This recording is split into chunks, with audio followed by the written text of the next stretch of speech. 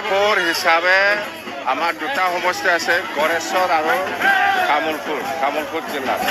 আমাৰ NDA হিচাপে প্ৰাৰ্থী বিজেপিৰ প্ৰাৰ্থী বিশ্বজিৎ দৈমাৰী ডাঙৰীয়া আৰু ইফালে গড়েশ্বৰৰ বিক্টৰ কুমাৰ দাস ডাঙৰীয়া দুটাও খুব ভাল ৰিজাল্ট কৰিলে।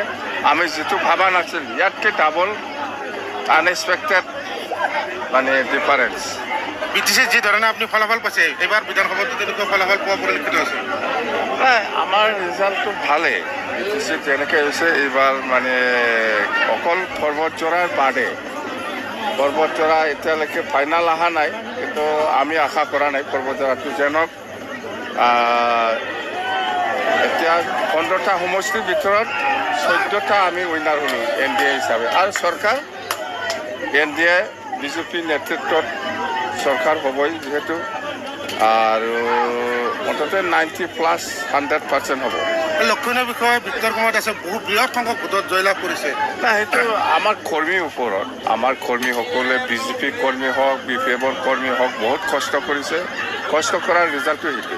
এটা চৰ্চা আছিলে তামোলপুৰ সমষ্টিক লৈ পেলাই প্ৰমোদ বড়ো আৰু বিশ্বজিতৰ মাজত, আজি বৃহৎ সংখ্যক ভোটত বিশ্বজিত। চৰ্চাটো হৈছে, কিন্তু আমাৰ আগৰ পৰাই চিয়'ৰ যে তামোলপুৰ সমষ্টি হিচাপে আমি কম ডিফাৰেঞ্চ হ'লেও আমি জিকিম, 5-10 হাজাৰ ডিফাৰেঞ্চ এনেকুৱা ভাবি আছিলোঁ। কিন্তু এতিয়া আমি আগত যিটো চিন্তা কৰিছে সেইটোৱেই হৈ গ'ল। ৰাজনৈতিক প্ৰেক্ষাপটত BTCৰ যি ভূমিকা আপোনাৰ হ'ল, এই কি ক'ব? মোৰ বুলি নহয়, ৰাইজৰ অৱদান এইটো।